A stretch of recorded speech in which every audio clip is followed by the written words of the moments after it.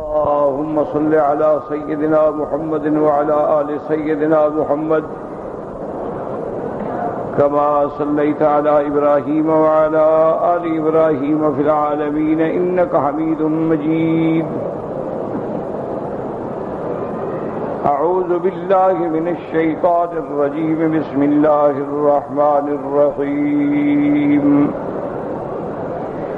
وجعلنا بينهم وبين القرى التي باركنا فيها قرى ظاهرة وقدرنا فيها السير سيروا فيها ليالي وأياما آمنين.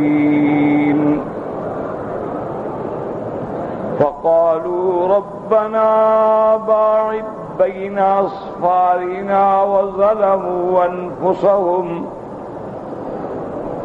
فجعلناهم أحاديث ومزقناهم كل ممزق إن في ذلك لآيات لكل صبار شکور. اللہ تبارک و تعالی نے کلام مقدس کی ان آیات مبارکہ میں جو سورۃ سبا کی آیات ہیں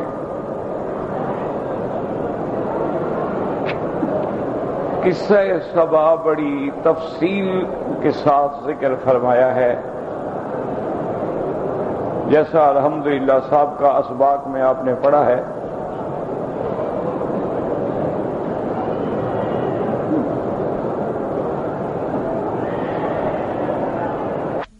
یہ بھی مزید اسی قصے کا ایک حصہ ہے.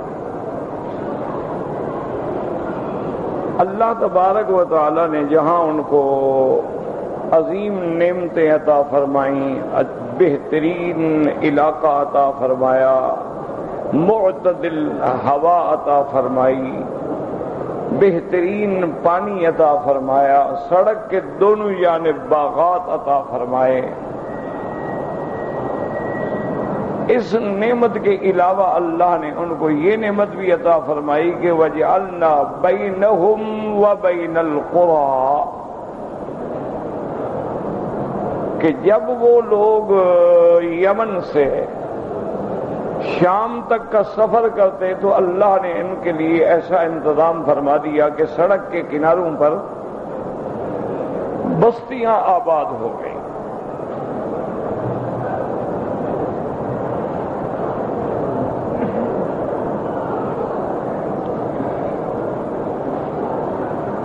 اسی لیے اللہ تبارک و تعالی نے قرآن پاک میں فرمایا کہ قرآن ظاہرتاً، یہاں دو لفظ ہیں، وَجَعَلْنَا بَيْنَهُمْ وَبَيْنَ الْقُرَى الَّتِي بَارَكْنَا فِيهَا قُرًى ظَاهِرَةً. اب علماء فرماتے ہیں کہ بارکنا اشارہ ہے کہ یہ شام کا علاقہ ہے، کیونکہ یہ لفظ اللہ نے شام کے لیے استعمال فرمایا. جیسے اللہ نے فرمایا سبحان الذی اسری بعبدہ لیلا من المسجد الحرام الى المسجد الاقصی الذی بارکنا حولہ. تو مسجد اقصی کا علاقہ جو ہے اللہ نے اس میں برکتیں رکھی ہیں. اچھا، وہ برکتیں ظاہری بھی ہیں اور باطنی بھی. برکتیں ظاہری تو یہ ہیں کہ اس علاقے میں سارے ماشاءاللہ باغات ہیں اور پھل ہیں اور پہاڑ آباد ہیں، اور وہاں کے جو پھل ہیں ماشاءاللہ اس کا کوئی مقابلہ ہی نہیں دنیا میں. جو وہاں تین ہے، جو زیتون ہے، جو اور نعمتیں ہیں. اور باطنی برکت یہ ہے کہ وہ معدن الانبیاء ہے کہ اللہ نے وہاں بہت انبیاء بھیجے. اللہ تبارک و تعالی نے جیسا آپ پڑھ چکے، حضرت داؤد علیہ السلام آئے، حضرت سلیمان علیہ السلام آئے، اور اسی طرح سیدنا ابراہیم الخلیل علیہ السلام آئے. اور اب بھی اس میں یعنی ایک مقام ہے بیت المقدس کے قریب جس کا نام الخلیل ہے، وہاں تقریباً علماء نے لکھا ہے کہ 70 سے زیادہ انبیاء دفن ہیں۔ اسی طرح حضرت عیسیٰ علیہ السلام بھی وہاں آئے، بیت اللحم میں پیدا ہوئے، وہ بیت المقدس سے کچھ زیادہ سے زیادہ 50-60 کلو پر۔ تو وہاں برکات ظاہری بھی ہیں اور برکات باطنی بھی۔ یہاں بھی چونکہ لفظ آیا بارکنا، تو اس لیے علماء فرماتے ہیں اس سے مراد وہی شام کا سفر۔ قرن ظاہرتن کا کیا معنی؟ قرآن معنی بستی، ظاہرتن معنی بالکل کھلی ہوئی، معنی یہ ہے کہ بالکل سڑک کے کنارے بھی دور سے نظر آتی۔ ایک تو ہوتا ہے نا بھی سڑک سے ہٹ کے اندر 10 میل اندر، 20 میل اندر، 50 میل اندر، 30 میل اندر آبادی ہے۔ اب سڑک پہ جا رہے ہیں تو آپ کے لیے تو جنگل ہے، لیکن ایک یہ ہے کہ سڑک کے اوپر ماشاءاللہ آبادی، اور وہ بستیاں بھی اس انتظام سے اللہ کی قدرت سے وجود میں آئیں کہ وَقَدَّرْنَا فِيهَا السَّيْرَ، کہ اگر صبح کو روانہ ہوں تو دوپہر تک کسی بستی میں پہنچ جائیں، وہاں جا کے ہر نعمت مل رہی ہے، کھائیں پیئیں آرام کریں سکون کریں، شام کو چلیں تو رات تک ایک اور بستی میں پہنچ جائیں۔ تو اللہ نے ان کو یہ نعمت بھی عطا فرمائی، اور اس کے بعد جو سب سے بڑی نعمت تھی وہ یہ تھا کہ امن۔ سیروا فیہا لیالی و ایاما آمنین، آپ چاہے دن میں سفر کریں رات میں سفر کریں، امن۔ تو سب سے بڑی نعمت تو امن ہوتا ہے نا، امن نہ ہو تو باقی نعمتیں آپ کیا کریں گے؟ اگر آپ کو ہر وقت خوف ہے، جان کا خوف ہے، مال کا خوف ہے، گھر کا خوف ہے، عزت کا خوف ہے، کوئی میرے گھر میں آ جائے گا، کوئی آگ لگا دے گا، کوئی گولی مار دے گا، پھر کیا زندگی ہے؟ تو سب سے بڑی نعمت جو ہے وہ امن ہے۔ یاد رکھیں کہ امن بہت عظیم اللہ کی نعمت۔ اسی لیے اللہ تبارک و تعالیٰ نے قریش مکہ کو خطاب فرمایا۔ اللہ نے قرآن میں فرمایا کہ مکے والو، تم یہ نہیں دیکھتے ہو کہ جعلنا لکم حرما آمنا، ہم نے تم کو حرم دیا جو امن کی جگہ ہے، کہ ساری دنیا میں ڈاکے ہوتے ہیں، قتل ہوتے ہیں، لیکن حرم محفوظ ہے۔ اس حرم کا ہم نے تم کو باسی بنایا، پھر بھی تم اللہ کی نعمت کا شکر نہیں کرتے۔ تو ایک تو اللہ نے ان کو نعمتیں دی کہ بستیاں ہیں، آباد ہیں، برلب سڑک ہیں، اور دوسری سب سے بڑی بات یہ ہے کہ امن ہے۔ دن میں سفر کریں رات میں سفر کریں، کوئی خوف ہی نہیں، نہ ڈاکو کا، نہ چور کا، نہ کسی درندے کا، نہ کسی بلا کا۔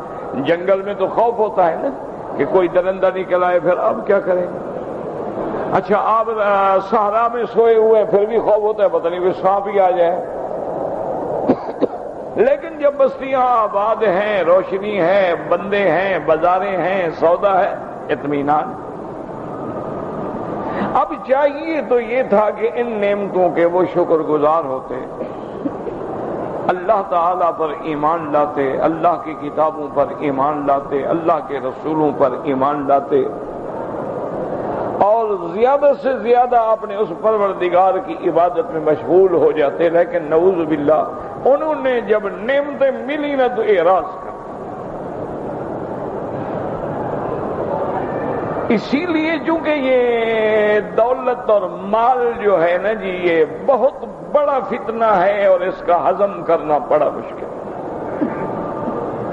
اسی لیے ایک پیغمبر کی آپ نے دعا پڑھی ہے نا کہ انہوں نے دعا مانگی تھی کہ ربنا اطمس علی اموالہم واشدد علی قلوبہم فلا یؤمنوا حتی یروا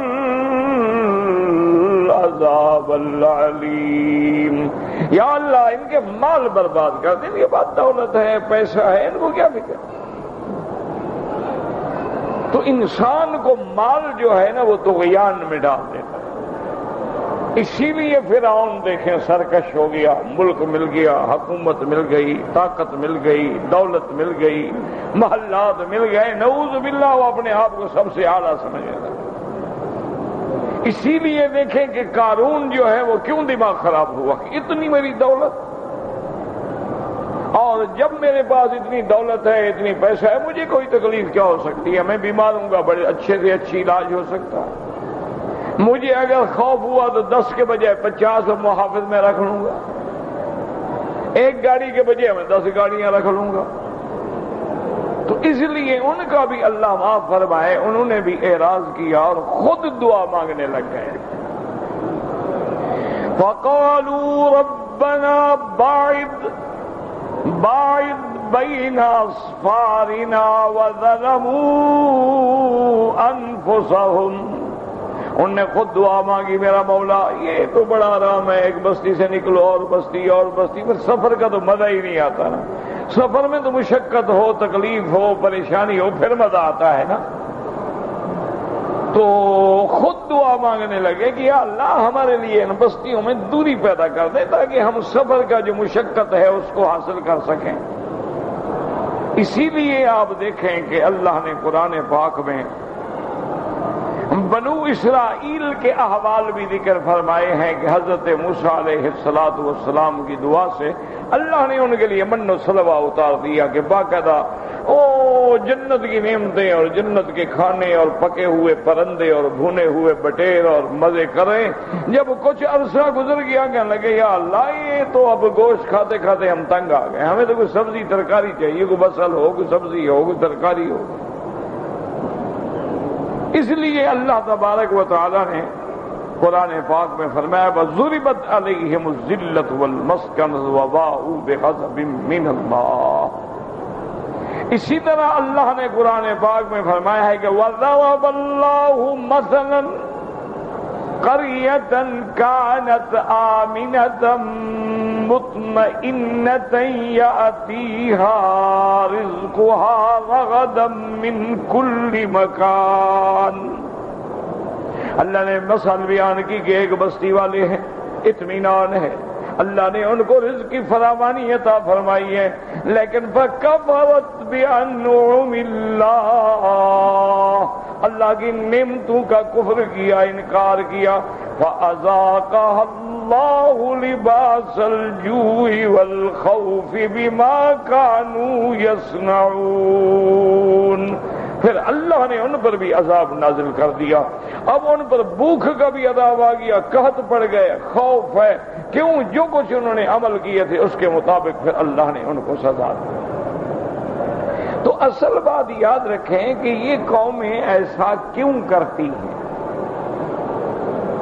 ایک آدمی مزے میں رہ رہا ہے، بہترین نعمتیں ہیں، باغات ہیں، پھل ہیں، محل ہیں، پانی ہیں، اس کے بعد وہ بلا وجہ مشقت مانگتا ہے۔ تو اس کی وجہ دو ہیں، علماء نے لکھا کہ ایک تو اصل اللہ کی نعمتوں کا انکار، کہ جب آدمی اللہ کی نعمتوں کا انکار کر دے تو پھر ایسی باتیں ہوتی ہیں۔ اور بعض علماء نے فرمایا کہ جب آدمی دولت و عیش کے اندر رہتا ہے تو اس کے اندر ایک غرور پیدا ہو جاتا ہے، ایک تکبر پیدا ہو جاتا ہے، اس تکبر کی بنا پہ وہ ایسے بگڑی بگڑی باتیں کرتا ہے۔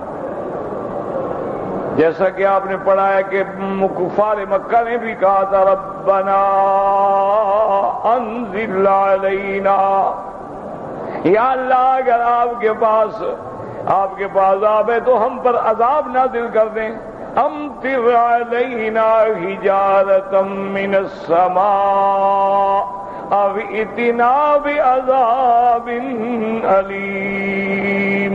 پیغمبر سے کہتے اچھا تم سچ کہتے لے آؤ عذاب۔ اسی لیے اس دو وجوہات، ایک تو یہ ہے کہ پیغمبروں پہ ان کا ایمان ہی نہیں، دوسرا یہ ہے کہ کثرت مال جو ہے وہ انسان کو بالکل طغیانی اور سرکشی میں مبتلا کر دیتی ہے، اور جب آدمی سرکشی میں آ جاتا ہے تو اس کے منہ سے ایسی باتیں نکلتی۔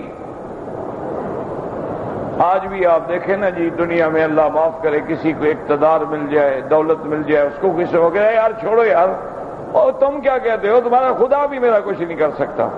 تو اب بھی بندے کہتے ہیں، اب بھی بندے یہ کہتے ہیں۔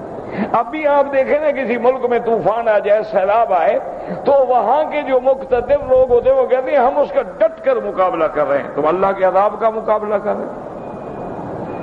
آدمی کو چاہیے تھا کہ بھائی ساری قوم اللہ سے معافی مانگو، اللہ کا عذاب ہے، اللہ کے آگے گر جاؤ، توبہ کرو، صدقات کرو، خیرات۔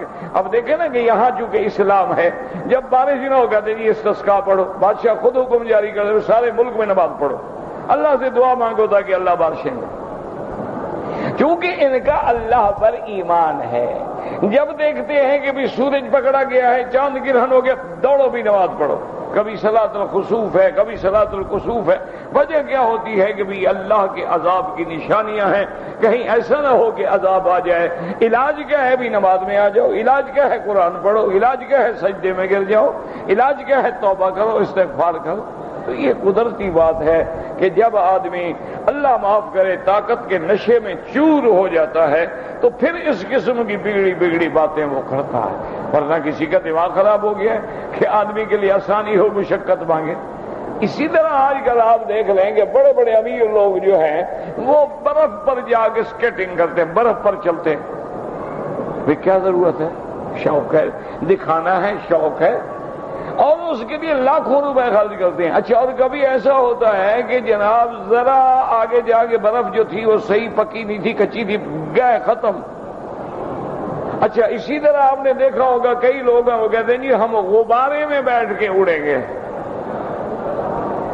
غبارے میں چکر لگا رہے ہیں، تار ٹوٹی، غبارہ پھٹا، حضرت گئے، ختم ہو گئے۔ بعض لوگ کہتے ہیں کہ جی میں جو ہے نا اس چھوٹے سے طیارے پہ پوری دنیا کا راؤنڈ کروں گا، کہیں گرتا ہے جان چھٹی، نہ لاش ملتی ہے نہ طیارہ ملتا ہے۔ تو جب دولت آتی ہے تو اس قسم کی باتیں ہوتی ہیں، یہ کوئی نئی باتیں نہیں ہے کہ انہوں نے ایسا کیوں کیا۔ جس کے پاس بھی پیسہ آ جائے، دماغ خراب ہو جائے تو پھر وہ ایسی حرکتیں کرتا ہے۔ حتیٰ کہ چھوٹے بندے جو ہے نا جی، دیکھو اگر گھر میں مثلا بیوی سے ناراض ہے، اولاد سے ناراض ہے، ان پہ ظلم کرتا ہے، ان کو مارتا ہے، ستاتا ہے، بیوی روتی ہے، فریاد کرتی ہے، میں بد دعا کرتا ہوں، کہتے ہیں جاؤ جاؤ جو کچھ کہنا ہے خدا کو کہو۔ یہ بھی تو وہی فرعونیت ہے، اور کیا ہے؟ کہا میں مجھے پتا ہے تمہاری عبادت کا، مجھے پتا ہے تمہارا، جاؤ جاؤ جا کے کعبہ میں رو کے اپنے خدا سے کہو۔ اس کا یہ وجہ کیا ہوتی ہے کہ آدمی کے دماغ پہ جہالت کے پردے پڑ جاتے، اس لیے انہوں نے بھی یہ دعا مانگی۔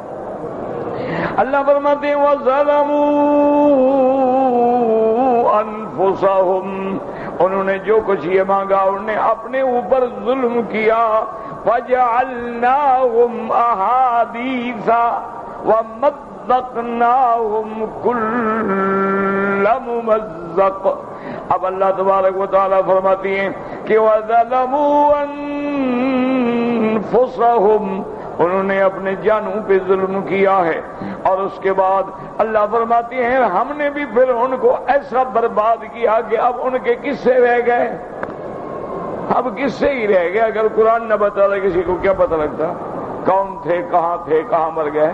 وہ بستیاں ہی اجڑ گئیں، وہ باغات بھی اجڑ گئے۔ وَمَزَّقْنَاهُمْ كُلَّ مُمَزَّقٍ، اللہ فرماتی ہیں پھر ہم نے ان کو ٹکڑے ٹکڑے کر دیا، جیسے آپ پڑھ چکے ہیں فَأَرْسَلْنَا عَلَيْهِمْ سَيْلَ الْعَرِمِ، ہم نے ان پہ وہ طوفان بھیجا، ایسا پانی بھیجا کہ تباہی آ گئی۔ ایک عجیب قصہ لکھا ہے کتابوں میں کہ ایک کاہن تھا، نجومی قسم کا اور راہب قسم کا آدمی تھا، وہ علم نجوم سے اس کو بڑا تعلق تھا۔ علم تو ہے نا، وہ شیطانی علم ہے۔ اچھا، کبھی کبھی تیر تکا چل بھی جاتا ہے، کبھی کبھی نہیں چلتا، کیونکہ اصل علم حقیقی تو اللہ کے پاس ہے۔ اس کو اپنے اس علم کے ذریعے کچھ اندازہ ہو گیا کہ تباہی آنے والی ہے۔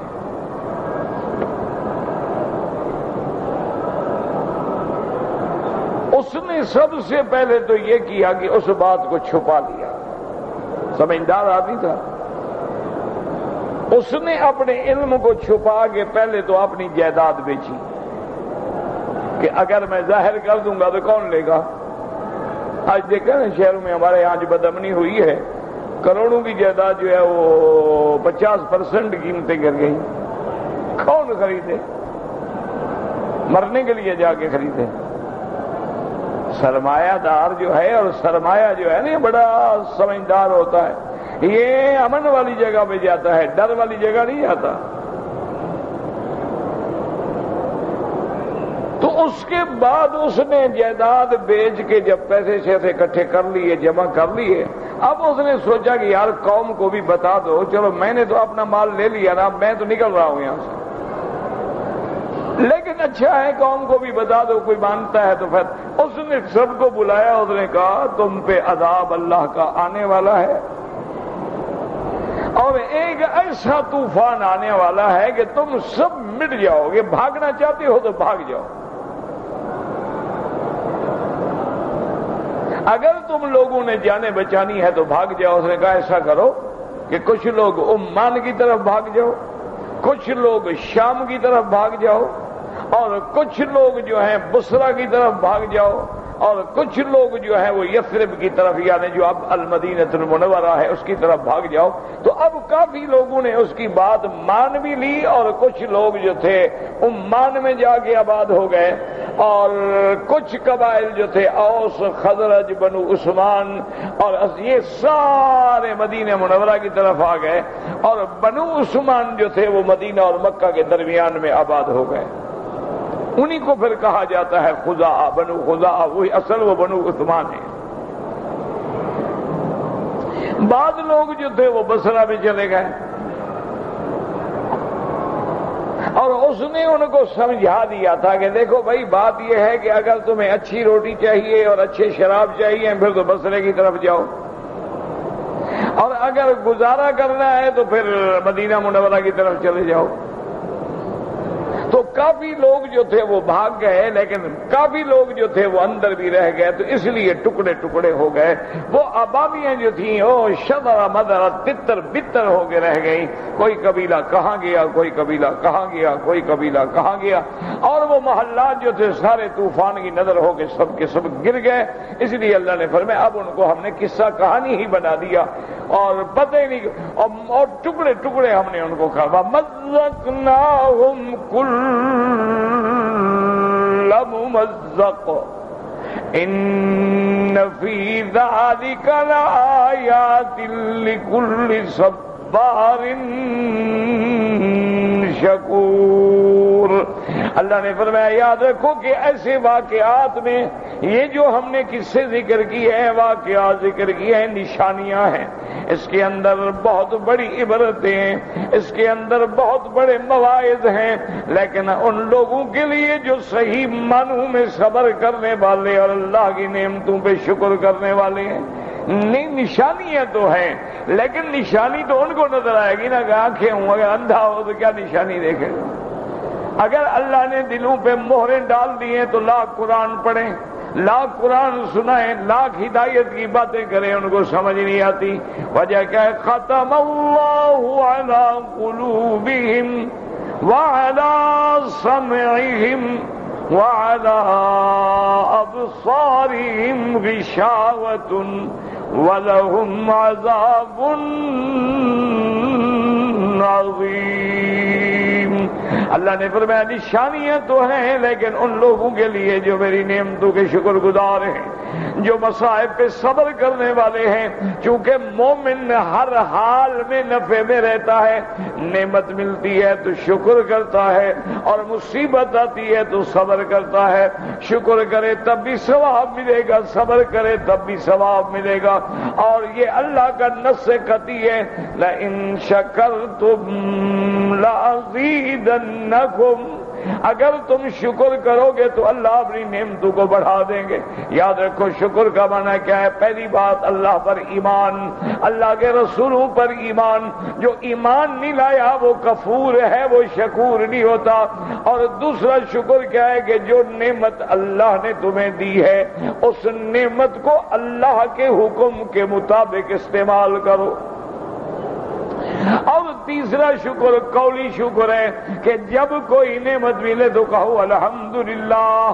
اس لیے آپ دیکھیں کہ حضور نے ہمیں کیا سکھلایا؟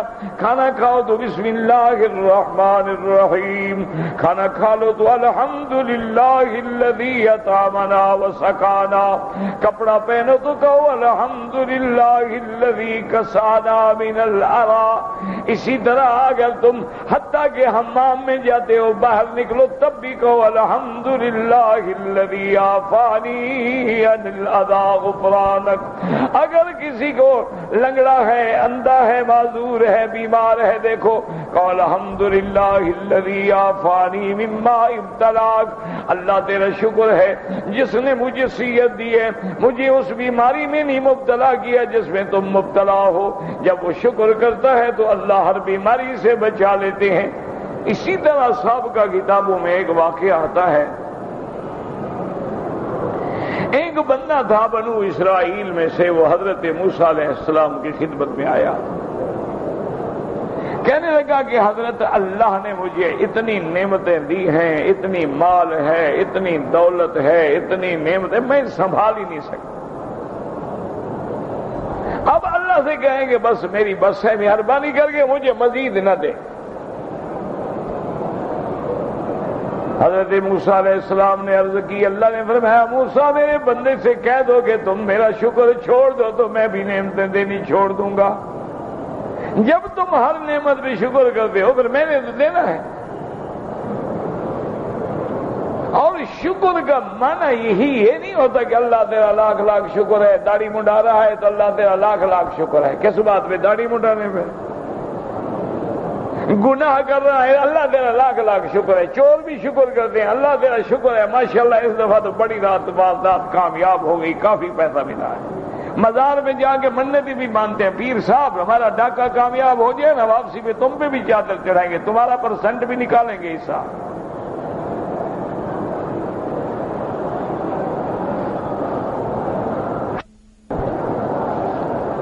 حالانکہ آپ یعنی ایک اللہ والے کی خدمت میں میرے جیسا کوئی جاہل بے وقوف بندہ گیا، اس نے کہا حضرت یہ مجھے سمجھ نہیں آئی، آپ ہر وقت یہ کپڑا لپیٹ کے رکھتے ہیں اوپر.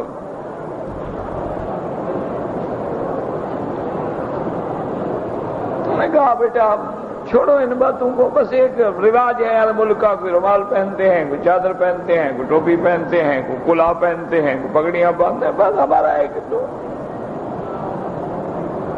اس نے کہا کہ نہیں حضرت کوئی بات ضرور ہے، پگڑی تو ہے آپ نے باندھی ہوئی ہے ماشاءاللہ ماما باندھا، پھر اس کے اوپر آپ ایسے کپڑا گرا کے رکھتے ہیں.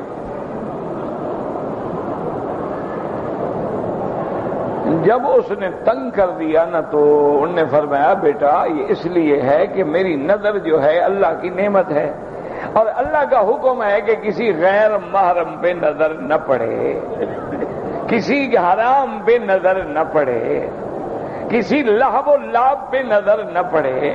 تو میں احتیاط کر کے بیٹا کپڑا رکھ لیتا ہوں کہ جب چلوں تو خدا نہ خواستہ اچانک بھی نظر نہ پڑے. سر جھکا ہوتا ہے، کپڑا آگے ہوتا ہے، اللہ محفوظ کر دیتے ہیں، بچ جاتا.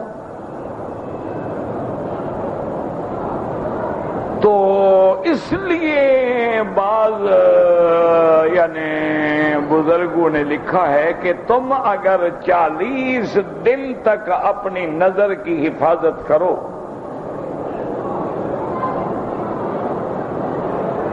انہوں نے کہا ہے کہ بھئی یہ 2 اور 2 4 کی بات ہے، کوئی لمبی چوڑی پیری فقیری کی اس میں کوئی بات نہیں. انہوں نے کہا 40 دن تک اپنے نظر کی حفاظت کرو، حلال کھاؤ، اندر حرام کا لقمہ نہ جائے، جھوٹ زبان سے نہ نکلے، عقل حلال ہو، صدق مقال ہو، حفظ نظر ہو، اپنی نظروں کو محفوظ رکھو. انہوں نے کہا صرف 40 دن کا آپ تجربہ کر کے دیکھ لیں، اس کے بعد آپ جس میں نظر ڈالیں گے اس کی طاقت نہیں ہوگی کہ آپ سے نظر ملا سکے.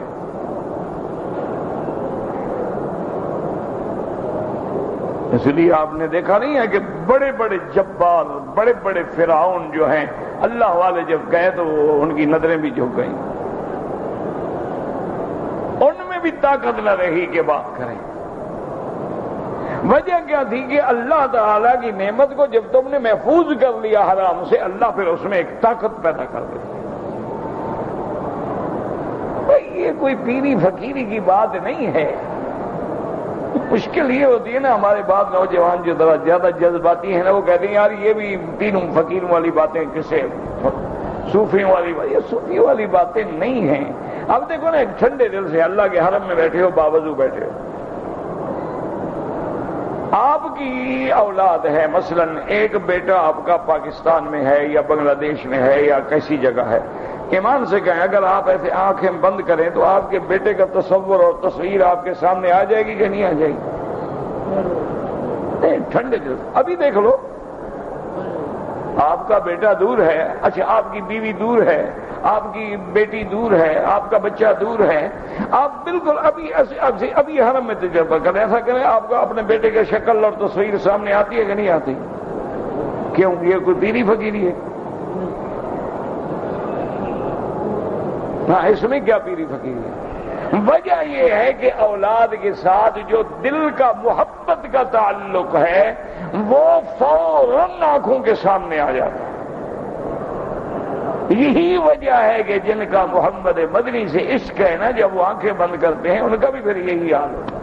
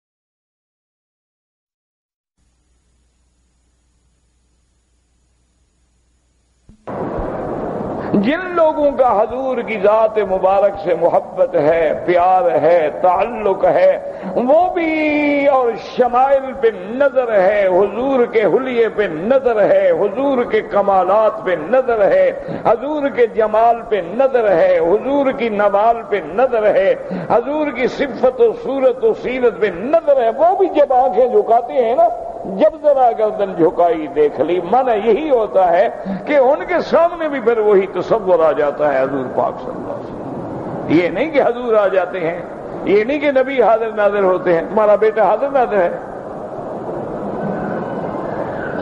ایک آدمی نئی شادی کرے، وہ شادی کر کے آ گیا چھٹی پہ، کام پہ آ گیا، ڈیوٹی پہ، سال گزر گیا، بیوی نہیں دیکھی، جب آنکھیں بند کرے بیوی نظر آتی ہے نہیں آتی؟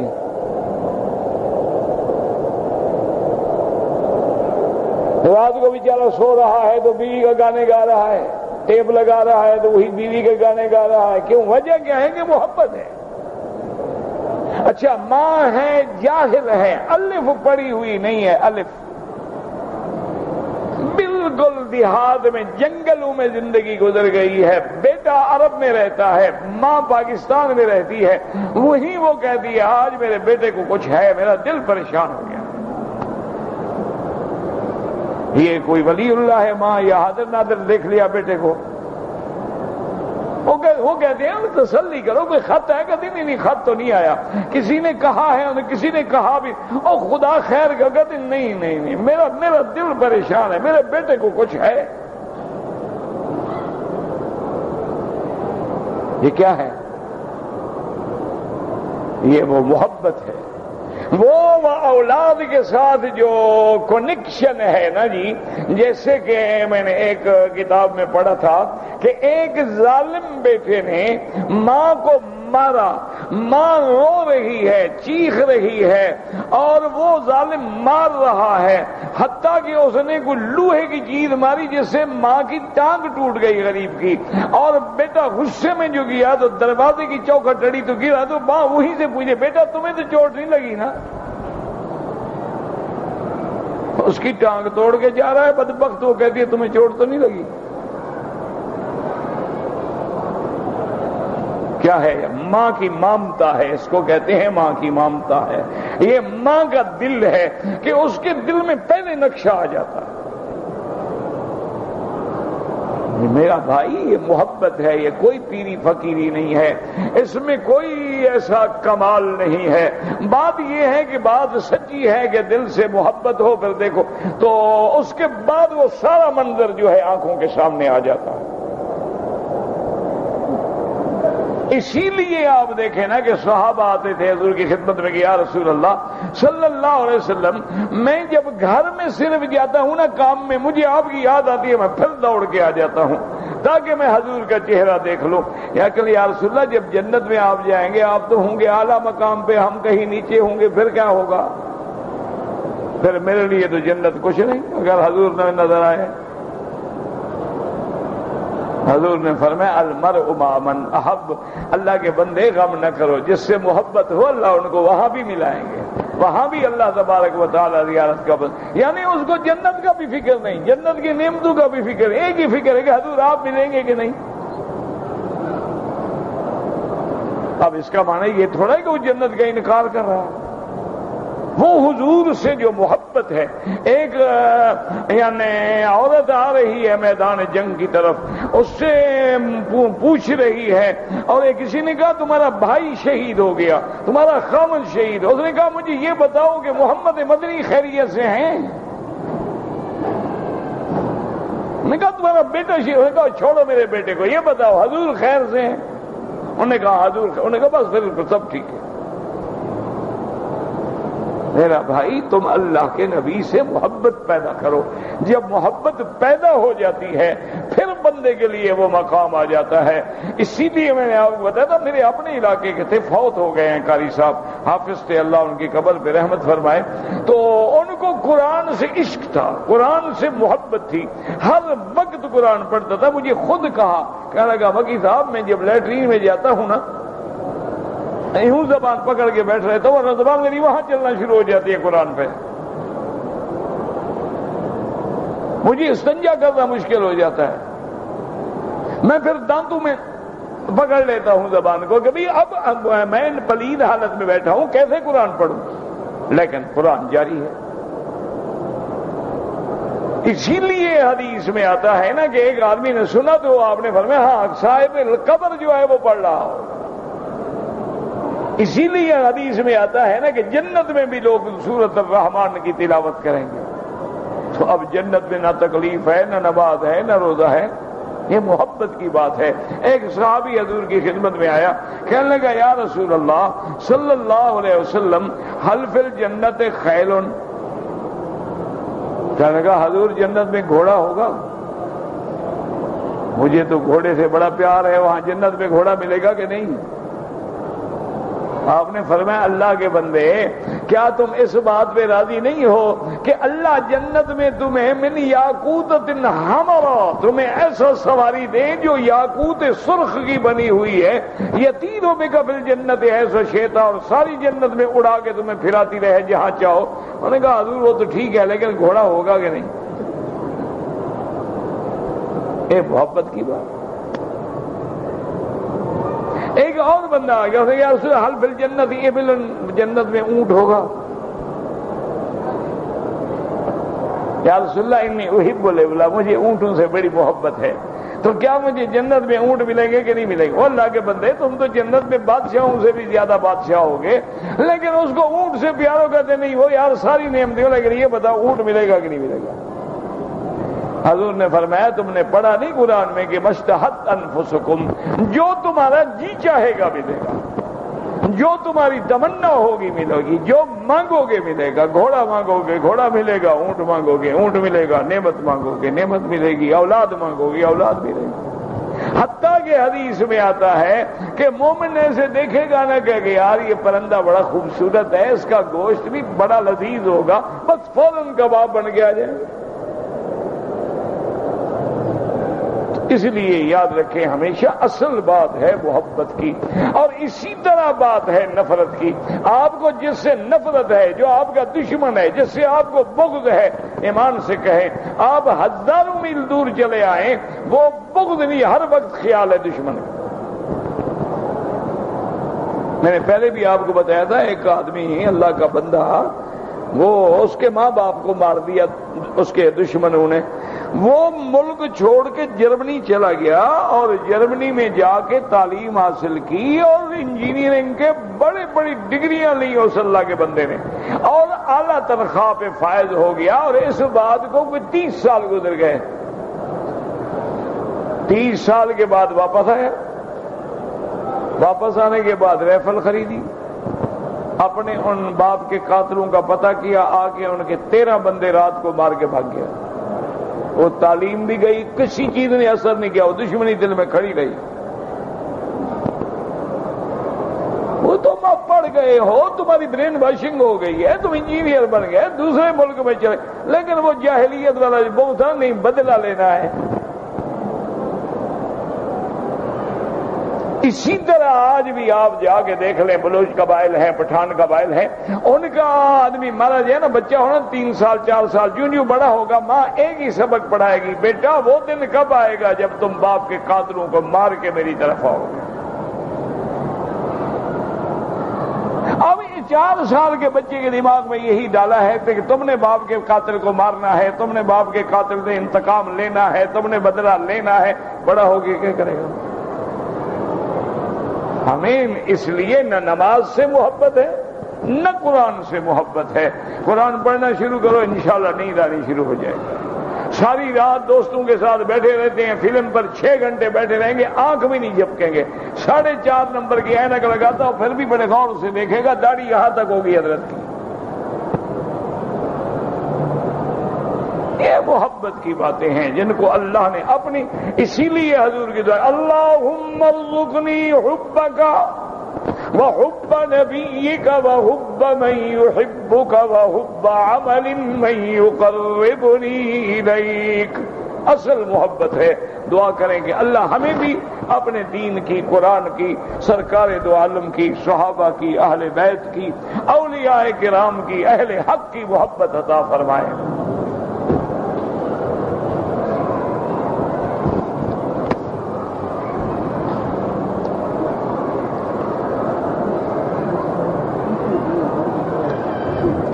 اگر ایک آدمی کی نماز ظہر قضا ہو گئی، یاد رکھو کہ نماز جو ہے یہ سب سے اہم ترین عبادت جو ہے نماز، حتیٰ کہ یعنی فرق بین الایمان والکفر جو ہے وہ نماز، نماز جو ہے صلۃ بین العبد والرب، بندے کو اللہ سے جوڑنے والی چیز کیا ہے؟ نماز۔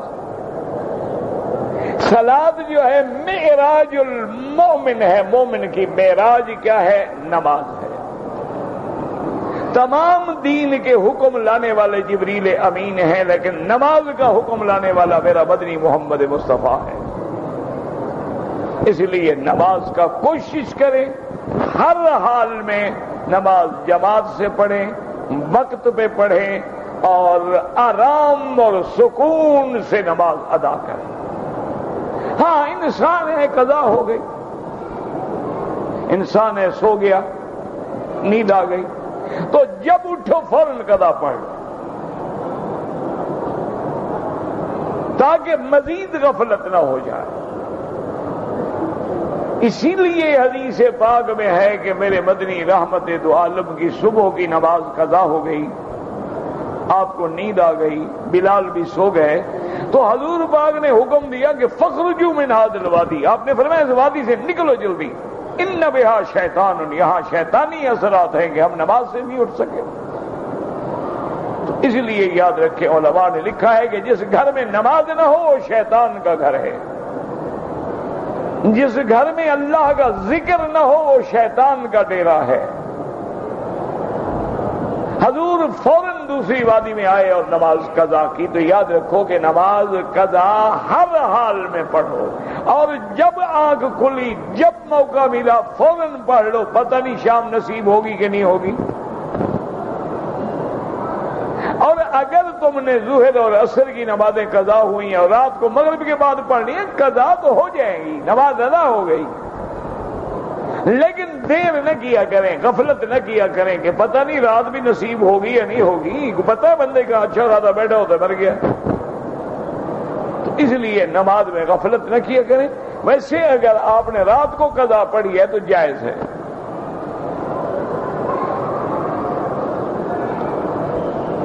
کہتے جی کہ کیا ہم 20 تراویح یا 8 تراویح پڑھ سکتے ہیں؟ یعنی کتنے افسوس کی بات ہے کہ 1428 سال گزر گئے، امت آج تک فیصلہ نہیں کر سکی کہ تراویح 20 رکعت ہے یا 8 ہے۔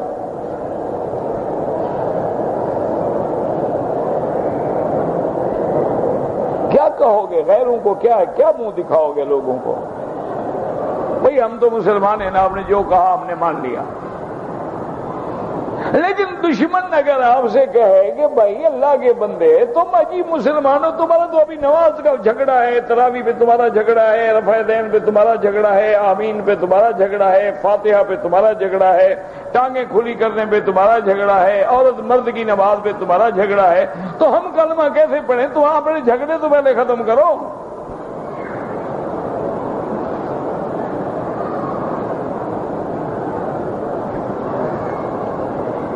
اسی لیے ایک نیکسٹ پریزیڈنٹ گزرے ہیں امریکہ کے، اس کی لڑکی نے ایک کتاب لکھی، اس نے کتاب میں لکھا ہے کہ میں نے مذاہب عالم کا مطالعہ کیا ہے، سب سے اچھا جامع معنی کامل مکمل مذہب اسلام۔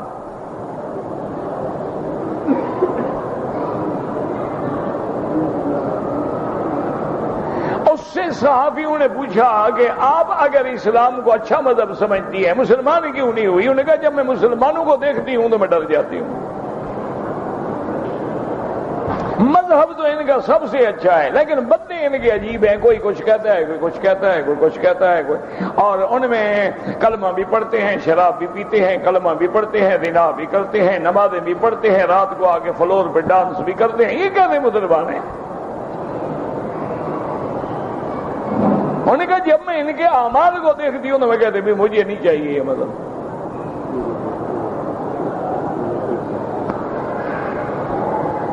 حالانکہ میرے بھائی یاد رکھو، یہ سارے مسئلے جو ہیں نہ اصول دین ہیں، نہ فرائض ہیں، نہ واجبات میں ہیں،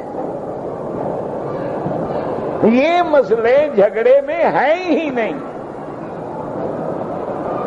بعض حدیثوں میں 8 کا ذکر آیا ہے، اس لیے بعض حضرات 8 رکعت پڑھ لیتے ہیں۔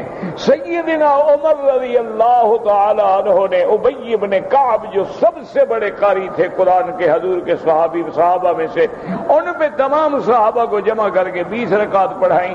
تو حضرت عمر بھی تو خلیفہ راشد ہے، اس کا عمل جو ہے سنت ہے، اور پھر اجماع صحابہ جو ہے وہ بھی سنت ہے، کسی صحابی نے اعتراض نہیں کیا، کبھی صحابہ کے دور میں اعتراض نہیں ہوا، جھگڑا ہی نہیں ہوا 20 اور 8 کا۔ مجھے آپ ایسا کریں کہ ایک صحابہ کے زمانے کی کتاب دکھا دیں جس میں انہوں نے 8 اور 20 پہ بحث کی ہو۔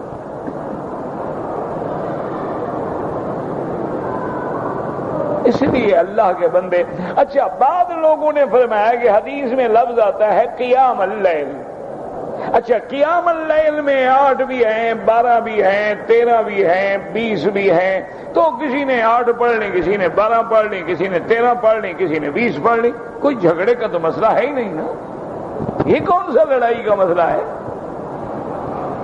یہ کون سا ایسا مسئلہ ہے کہ جو 20 پڑھتے ہیں نعوذ باللہ وہ مسلمان نہیں رہے، یا جو 8 پڑھتے ہیں وہ دین سے نکل گئے ہیں؟ خدا کا خوف کریں۔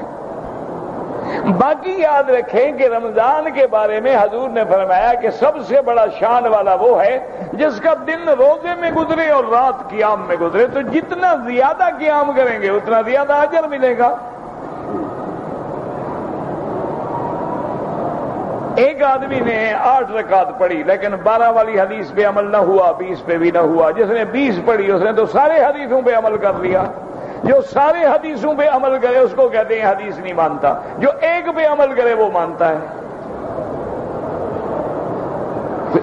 عقل کی بات ہے، کوئی جھگڑے کی بات ہے؟ اللہ سے دعا کرو اللہ اختلاف کو اور جھگڑوں کو دور فرمائے، اللہ مسلمانوں کو بھائی بنائے، اور ان فروعی مسئلوں پہ ٹکر مارنے کے بجائے متفق ہو کہ کفر کے خلاف متحد ہو جاؤ، اسلام کا دفاع کرو۔ وہ تو آج کل اسلام پہ اعتراض کر رہے ہیں، وہ تو قرآن پہ اعتراض کر رہے ہیں۔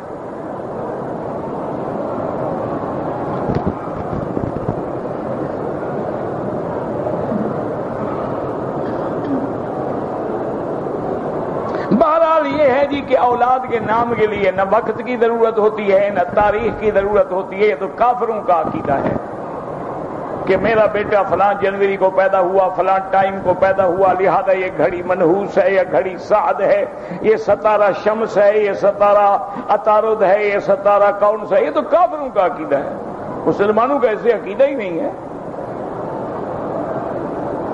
یہ نام تاریخ سے ملا کے رکھنا یہ تو ہندوؤں کا عقیدہ ہے، جوگیوں کا عقیدہ ہے، اس کا اسلام سے کیا تعلق ہے؟ آپ نے اپنی بیٹی کا نام رکھنا ہے، حضور کی بیٹیاں ہیں، 4 بیٹیاں ہیں میرے مدنی کی، بی بی فاطمہ نام ہے، رقیہ نام ہے، ام کلثوم نام ہے، خدیجہ نام، زینب نام ہے، حضور کی بیویاں بی بی عائشہ نام ہے، ام حبیبہ نام ہے، میمونہ نام ہے، اور کتنے نام ہیں کوئی رکھ لو، جو آپ کو بہتر نظر آئے ان میں سے وہ نام رکھ لیں۔ یہ باقی لکھنا کہ 10 بجے اور 13 جنوری کو بچہ چونکہ پیدا ہوا، پہلے ہم جنوری نکالیں پھر 13 نکالیں پھر گھڑیاں نکالیں، تو کافروں کا عقیدہ ہے، اس کا تو اسلام سے کوئی تعلق ہی نہیں۔ انا للہ و انا الیہ راجعون۔ مجھے یہ بتائیں کہ ساری کائنات میں محمد مدنی سے بھی خوبصورت کوئی نام ہے؟ ایمان سے کہا، کیا عقیدہ ہے آپ کا؟ حضور کی تاریخ اور گھڑی کس نے نکالی تھی؟ ہاں جی، آپ جب پیدا ہوئے اس وقت کیا بجا تھا؟ عقل کرو۔ سیدنا ابو بکر صدیق رضی اللہ تعالیٰ عنہ ہے، عمر فاروق ہیں، عثمان غنی ہیں، سیدنا علی ہیں، حضرت حسن ہیں، حضرت حسین ہیں، سرکار دو عالم کے نواسے ہیں، محبوب نبی ہیں، جن کو محمد بدری اپنے کندھوں پہ کھلاتے ہیں۔ جب حسن حسین پیدا ہوئے جناب ٹائم کیا تھا؟ نام رکھنے میں کس نے حساب کیا تھا؟ کوئی خدا کا خوف کریں، یہ کافروں کے عقیدے ہیں۔ آپ نے باقاعدہ اخباروں میں پڑھا ہوگا کہ ہندوستان میں جب ایک آدمی الیکشن جیت گیا تو اب اس نے کہا اپنے پنڈتوں سے کہ مجھے وہ شبھ گھڑی نکال کے بتاؤ کہ میں کب وزیر اعظم ہاؤس میں قدم رکھوں تاکہ میرے لیے منحوس نہ ہو۔ یہ تو کافروں کا عقیدہ ہے۔ ابھی وہاں ایک بڑی شادی ہوئی ہے جو کسی فلم سٹار وغیرہ کی، انہوں نے کہا جوگیوں نے کہ یہ جو شادی ہو رہی ہے نا تو اس کی جنم پتری یہ بتاتی ہے کہ یہ بڑا نقصان ہوگا۔ انہوں نے کہا جی پھر مہربانی کرو، اب لڑکا لڑکی تو عاشق ہیں ایک دوسرے کے، وہ تو مرتے ہیں ایک دوسرے پہ، ہم کیا کریں؟ تو انہوں نے کہا اچھا اس کا حل نکالتے ہیں۔ پھر سارے جوگیوں نے حل پتہ ہے کیا نکالا؟ انہوں نے کہا لڑکی کی شادی پہلے درخت سے کرو۔ یہ واقعہ ہے، میں مذاق نہیں کر رہا، یہ ایشوریا میتھا کی ماں کے بیٹے کے بے شک کی۔ تو یہ جو ہے انہوں نے جناب اس لڑکی کو لے آئے، اس کی شادی کی انہوں نے درخت سے۔ درخت سے شادی کرنے کے بعد 2-3 دن کے بعد پھر گھڑی نکالی۔ انہوں نے کہا وہ پہلی شادی حادثہ ہوتا نا، وہ تو ہو گئی نا، درخت سے حادثہ ہوگا، درخت گر جائے گا، تم تو بچ گئے نا۔ یہ تو کافروں کے عقیدے ہیں۔ خدا کے لیے اپنے آپ کو مسلمان بنائیں، اور مسلمانوں کو نام ڈھونڈنے میں کوئی تکلیف نہیں۔ ہمارے پاس انبیاء کے نام ہیں، صحابہ کے نام ہیں، تابعین کے نام ہیں، محدثین کے نام ہیں، اولیاء اللہ کے نام ہیں۔ ہمارے پاس تو ناموں کی کہکشاں ہے۔ اور اسی لیے اچھا بعض لوگوں کا یہ عقیدہ ہوتا ہے کہ جی یہ نام تو رکھا تھا میرے ماں باپ نے، لیکن یہ نام مجھ پہ بھاری ہو گیا ہے، پتہ نہیں اس نام میں لوہے لگائے تھے انہوں نے، کیلیں لگائی تھی، بھاری ہو گیا ہے۔ اب میں نام بدلنا چاہتا ہوں تاکہ ہلکا نام ہو جائے۔ تو بھی ہلکا نام تو پھر یہی ہوتا ہے، بدھو شدھو رکھ لیں، کوئی خمیسہ ومیسہ رکھ لیں، کوئی سہارا منگلا۔ انا للہ میرے عزیز، میں اللہ نے آپ کو بیٹیاں دی ہیں، سیدہ خدیجہ بی بی خدیجہ کا نام ہے جو محسنہ محمد مصطفیٰ ہے۔ باقی آپ نے گھڑیوں کے مطابق رکھنے ہیں تو میں تو جانتا نہیں، کوئی مولوی ڈھونڈے جس کو گھڑیاں شڑیاں نکالنے کا طریقہ آتا ہو، مجھے تو نہیں آتا۔ میرے نزدیک تو سب سے اچھے نام محمد مدنی کے نام ہیں، اور آپ کے صحابہ کے نام ہیں، صحابیات کے نام۔ ربنا تقبل منا انک انت السمیع العلیم وتب علینا انک انت التواب الرحیم۔ اللهم اجعل لنا وللمسلمین من كل هم فرجا ومن كل ضيق مخرجا ومن كل بلاء عافیہ۔ یا اللہ عالم اسلام پہ رحم فرما، یا اللہ اسلامی ملکوں سے عذاب رفع فرما، یا اللہ اسلامی ملکوں سے عذاب رفع فرما، یا اللہ اسلامی ملکوں سے عذاب رفع فرما۔